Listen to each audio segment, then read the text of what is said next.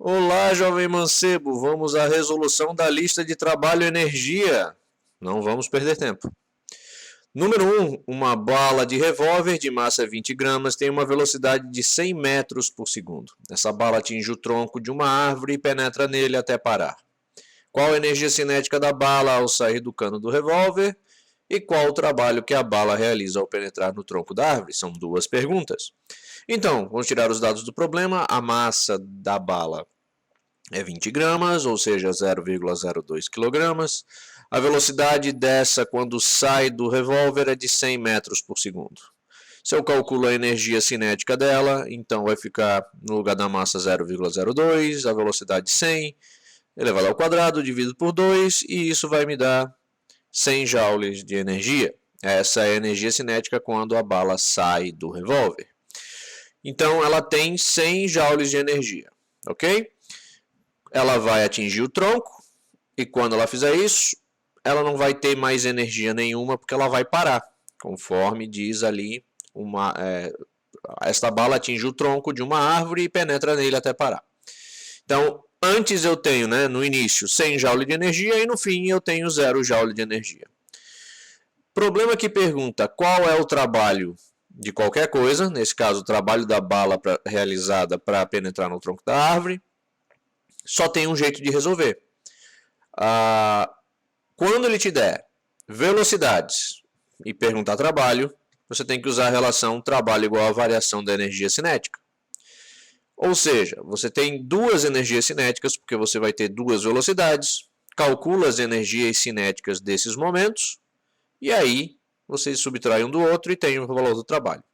Como aqui nós já calculamos a energia cinética do início e já sabemos a energia cinética do fim, então basta subtrair 0 menos 100 e você tem um trabalho de menos 100 joule, porque a velocidade foi diminuindo, ou seja, a bala teve uma diminuição na sua velocidade, por isso trabalho negativo. Tá? Então essa questão encerrada. 2. Suponha que uma força resultante que atue em um corpo seja de 8 newton e que essa força provoque um deslocamento com distância de 0,5 metros. Determine a variação da energia cinética. Bom, a força é de 8 newtons, a distância, o deslocamento é 0,5 metros. Então, se nós calcularmos o trabalho igual força vezes o deslocamento, 8 vezes 0,5 vai me dar 4 joule. Para determinar a variação da energia cinética, basta eu usar o teorema trabalho igual a variação da energia cinética. Se o trabalho é de 4 joule, então a variação de energia cinética será de 4 joule. Fácil, fácil. 3. Movendo-se com uma velocidade de 10 metros por segundo, um carro de massa 800 kg colide com um monte de feno, atravessando e emergindo do outro lado com uma velocidade de 4 metros por segundo. Calcule as energias cinéticas do carro antes e depois da colisão. Qual o trabalho realizado sobre o carro pelo monte de feno? Problemas que te dão duas velocidades com certeza vão te perguntar qual é o trabalho realizado. Então fica ligado porque você vai ter que calcular duas energias cinéticas. Então no início nós temos uma velocidade de 10 metros por segundo e uma massa de 800 kg, que é a massa do carro. Utilizando a equação da energia cinética, colocando os dados no problema, na equação do problema, você vai ter 800 vezes 10 elevado ao quadrado dividido por 2, isso vai me dar 40.000 joule de energia cinética. Depois, a velocidade vai cair para 4 metros por segundo, a massa continua sendo 800 kg, se eu calcular a energia cinética agora, eu vou ter 6.400 joules. Tá? Então aqui eu consegui já fazer a primeira parte do problema, que é calcular as energias cinéticas do carro antes e depois da colisão. Muito bem, se trabalho é igual à variação da energia cinética, é a energia cinética do fim menos a energia cinética do início. A energia cinética do fim é de 6.400 joule menos 40.000 joules, que é a energia do início. Então, ficou um trabalho de menos 33.600 joule. Ou seja, o trabalho realizado sobre o carro pelo monte de feno, porque o monte de feno diminuiu a velocidade do carro, é de 33.600 joules. Ok? 4. Usando-se uma bomba para levar água até uma caixa situada a uma altura de 5 metros. Qual é a energia potencial que cada litro de água, que tem uma massa de 1 kg, possui ao atingir a altura de 5 metros? Bom, a altura é de 5 metros, a massa é de 1 kg, que equivale a 1 litro d'água, e obviamente, a gente vai usar a equação da energia potencial gravitacional, que é massa, gravidade e altura. E a gravidade sempre 10 metros por segundo ao quadrado. Então, colocando os dados na equação, você tem que a energia potencial de 1 litro de água, que equivale a 1 kg de água, a 5 metros de altura, equivale a 50 joules. 5. O menino lança uma bola verticalmente para cima, dando a ela uma velocidade inicial. Como varia a energia cinética da bola durante a subida? Aumenta, diminui ou é constante? E como varia a energia potencial? Isso é energia mecânica. Bom, vamos analisar o fato. Quando está no ponto mais alto, sempre a velocidade é igual a zero. E está na altura máxima. Por quê? Se ele ainda tivesse velocidade para cima, ele não estaria na altura máxima. Então a gente define que na altura máxima, a velocidade para cima deve ser zero. Portanto, ele tem energia potencial, mas não tem energia cinética. Quando cai, ele tem toda a velocidade possível, ou seja, ele transformou toda a energia potencial em energia cinética, mas não tem mais altura. Então, a energia potencial é zero e a energia cinética é máxima. E isso acontece no contrário também. Se você lança a bola para cima, a velocidade é máxima e a altura é zero, ou seja, a energia cinética é máxima e a energia potencial é zero. E no alto, a velocidade é zero, então a energia cinética é zero e a altura é máxima, portanto a energia potencial é máxima. Né? Então o que acontece? Subindo e descendo, você vai ter essa ideia de que a energia mecânica ela se conserva. Perfeito? Então, nesse primeiro momento, a energia mecânica se conserva. Então, subindo e descendo, você vai ter essa situação. Perfeito? Então, veja. Quando é lançado para cima, ele dá toda a energia cinética e nenhuma energia potencial gravitacional. Ou seja, no ponto mais baixo. Agora, subindo, ponto mais alto. Ponto mais baixo, ponto mais alto. Então, quando ela está no ponto mais baixo, se você olhar para a barra da energia cinética, você vai perceber que ela é toda a energia mecânica. Por quê? A energia cinética mais a energia potencial gravitacional devem ser iguais à energia mecânica. Somando as duas energias, elas devem dar igual à energia mecânica. Portanto, quando está no ponto mais alto, ele só vai ter energia potencial gravitacional e nenhuma cinética, e quando está no ponto mais baixo, toda cinética e nenhuma potencial. Então, vamos às perguntas. Como varia a energia cinética da bola durante a subida? Aumenta, diminui ou é constante? Na subida, a energia cinética vai diminuindo, porque ela vai se transformando em energia potencial gravitacional. E como varia a energia potencial? A energia potencial vai subindo, porque enquanto está subindo, vai aumentando a altura e vai aumentando a energia potencial gravitacional. Isso é energia mecânica? Bom, como uma se transforma na outra, a soma das duas mantém-se o mesmo valor. Então a energia mecânica não se altera num sistema conservativo, que é o sistema do lançamento para cima ou da queda, certo? Então, no primeiro momento, todo o sistema é conservativo. Então, jogando a bola para cima, o sistema é conservativo no primeiro momento. Então, ele vai transformar toda a energia cinética em energia potencial gravitacional. Então, a energia mecânica se conserva. Num lançamento para cima, a energia cinética diminui e a energia potencial gravitacional aumenta. Ok?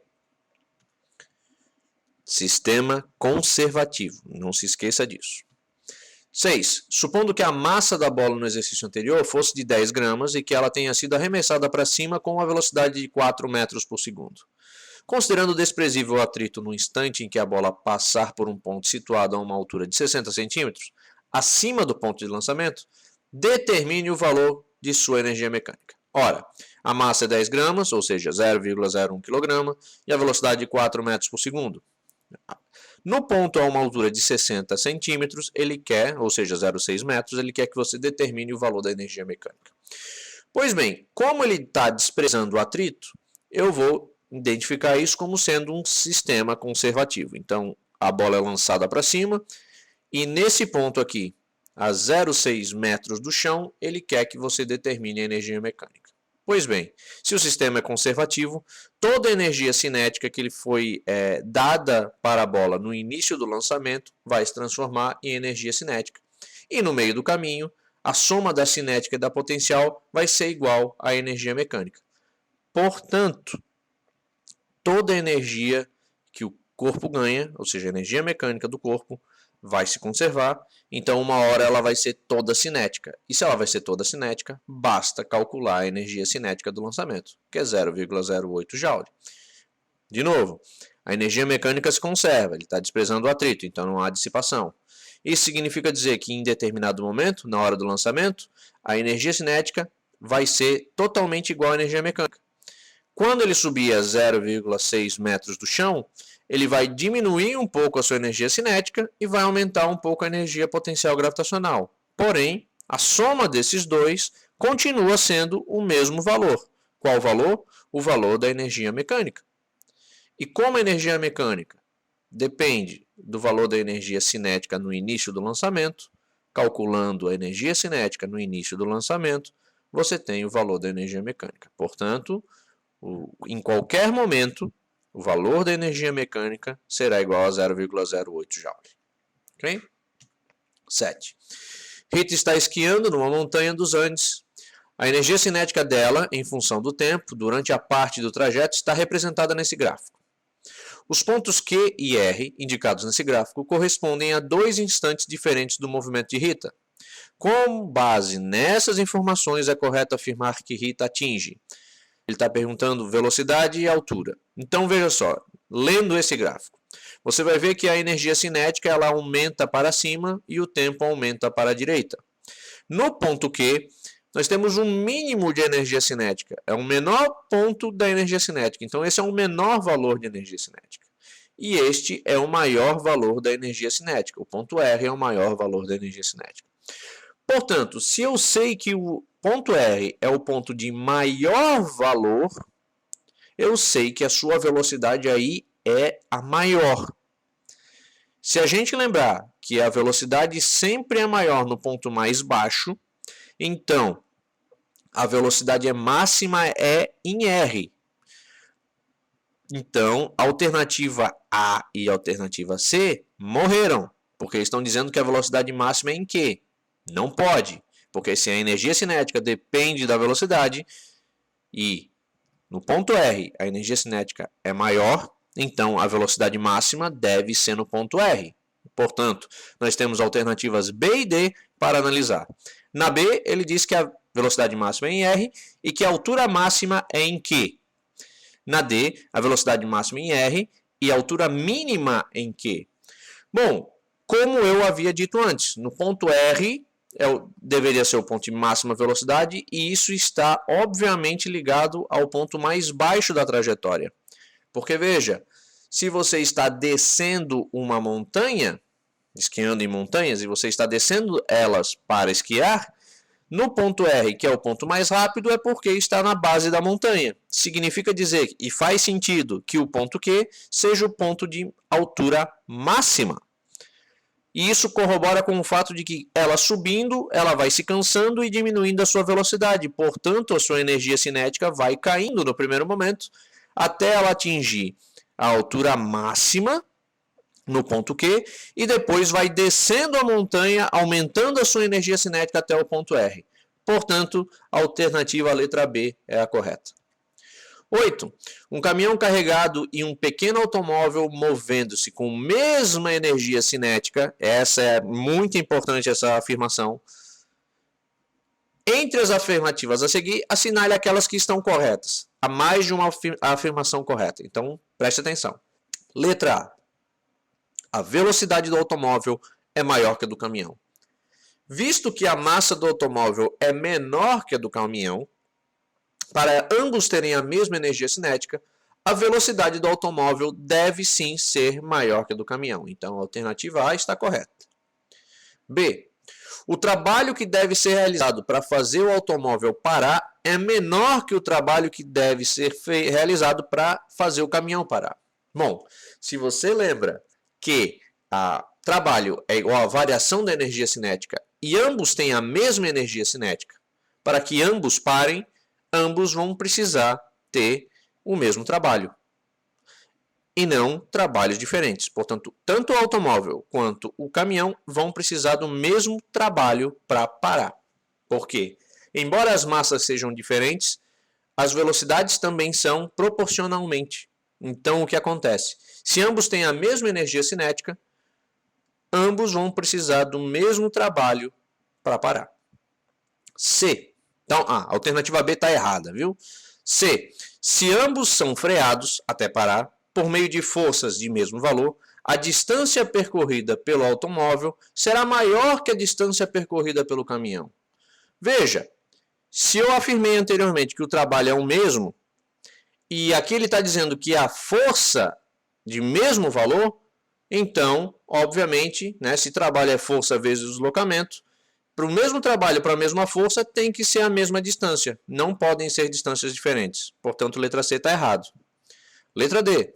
Se ambos colidirem contra o muro e pararem, o trabalho realizado pelo automóvel será igual ao realizado pelo caminhão. Sim, exatamente. Como eu havia afirmado para desclassificar a alternativa B, se eles pararem e eles têm a mesma energia cinética, eles vão ter o mesmo trabalho. Portanto, a alternativa D está correta e a alternativa A também está correta.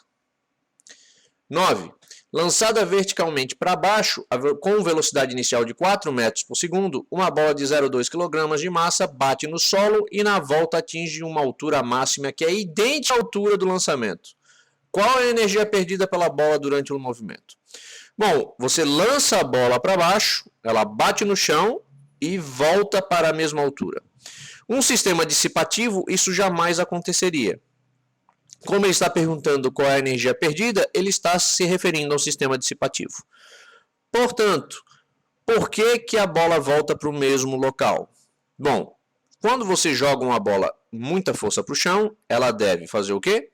Ela deve bater e subir. Ela pode subir até mais do que ela deveria, mas essa bola subiu à mesma altura.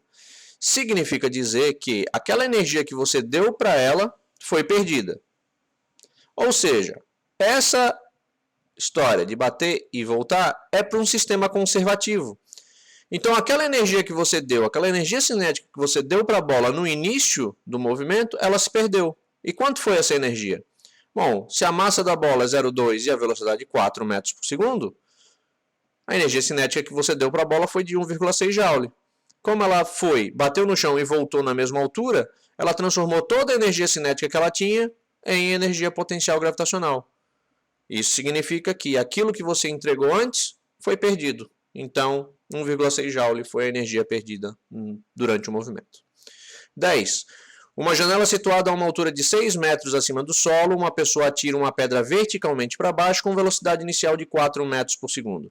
Desprezando a resistência do ar e considerando a massa da pedra 1 kg, determine o valor de sua energia cinética ao atingir o solo. Bom, a altura é de 6 metros, a velocidade com que você joga a pedra é de 4 metros por segundo e a massa da pedra é de 1 kg.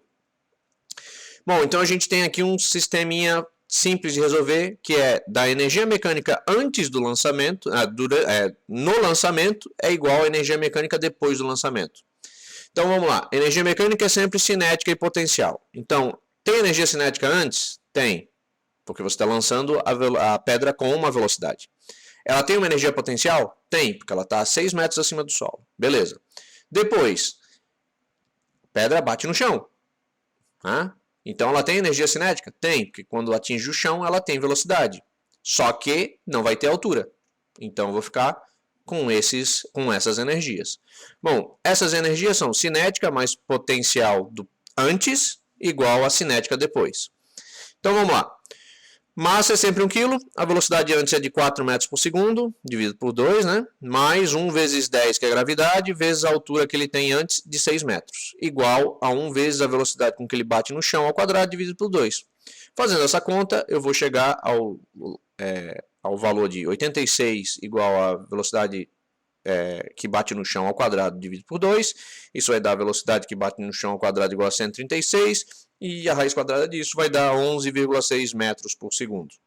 11. Um projétil de 1 kg é lançado verticalmente para cima com uma velocidade inicial de 60 metros por segundo. Por causa do atrito com o ar, o projétil dissipa durante a subida 800 joules de sua energia sob a forma de calor. Qual é a energia potencial do projétil ao atingir a altura máxima? Bom, de novo, você tem uma massa de 1 kg, uma velocidade inicial de 60 metros por segundo e ele perde 800 joules durante o processo de movimento. Então, qual é a energia que ele tem para se movimentar? Massa vezes velocidade ao quadrado dividido por 2, isso vai equivaler a 1.800 joules. Seria tudo transformado em energia potencial, porém ele diz que perde 800 joules. Portanto, ele só sobra para transformar 1.000 joules. Então é como se ele tivesse apenas 1.000 joules de energia cinética. Na verdade ele tem 1.800, mas como ele perde 800, sobra 1.000. Então esses 1.000 joules de energia cinética vão se transformar em energia potencial. Portanto, a energia cinética se transforma em energia potencial e a gente vai descobrir qual é a altura que ela chega, utilizando a equação da energia potencial. Portanto, aplicando esses valores na expressão, você chega que a altura é de 100 metros. 12. Uma pessoa arrasta um bloco sobre uma superfície horizontal, exercendo uma força de 10 N. Sabendo que a pessoa arrasta o bloco com um cabo que faz 30 graus com a superfície e que o arrasta por 4 metros, determine o trabalho realizado pela pessoa. Bom, você tem uma força inclinada a 30 graus durante 4 metros. Como esta força não está alinhada, ou seja, não tem a mesma direção que o deslocamento, você precisa decompor essa força. Ou seja, nós precisamos saber o valor de Fx para poder calcular esse trabalho.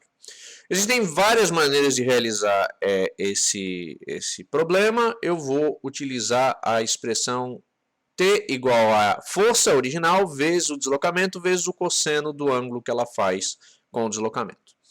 Então, 10 vezes 4 vezes 0,8, que é o cosseno de 30, vai me dar um trabalho de 32 joules. Você pode calcular também primeiro o valor de Fx e utilizar a expressão apenas trabalho igual a força vezes deslocamento. Perfeito? Deve dar um trabalho de 32 joules. Então fica aí o desafio para você calcular da outra maneira. Calcular o valor de Fx primeiro e depois achar o trabalho. 13. Se o bloco arrastado no exercício anterior possuísse uma energia cinética inicial de 20 joule, qual seria a energia cinética final? Bom, se o trabalho do bloco arrastado no exercício anterior foi de 32 joule e a energia cinética inicial dele é de 20 joule, qual a energia cinética final dele? Não, trabalho igual a variação da energia cinética. Então, trabalho igual a energia cinética do fim, que é o que eu quero descobrir, menos o início. Então, vai ficar 32 igual a energia cinética do fim menos 20. Isso vai me dar a energia cinética do fim igual a 52 joule. Fácil, fácil. 14. Uma pessoa empurra um bloco com uma força de 14 N e efetua o trabalho de 21 joule. Sabendo que sobre a superfície existe um atrito de 6 N, por quantos metros o bloco foi empurrado? Bom, força na direção do deslocamento de 14 N. Por quantos metros? Se existir uma força de atrito de 6 N. Então, se tem 14 N para um lado e 6 N para o outro, é como se eu tivesse apenas 8 N para um lado. Essa força de 8 N está na direção do deslocamento, então eu posso calcular o trabalho, a distância, desculpa, sabendo qual é o trabalho. O trabalho é de 21 joule para uma força de 8 N, eu vou ter uma distância de aproximadamente 2,6 metros. Então, com isso, encerra a questão, encerra a lista, e se vocês tiverem qualquer dúvida, por favor, no Google Sala de Aula, vocês podem tirar qualquer dúvida com relação aos exercícios. Obrigado e até a próxima.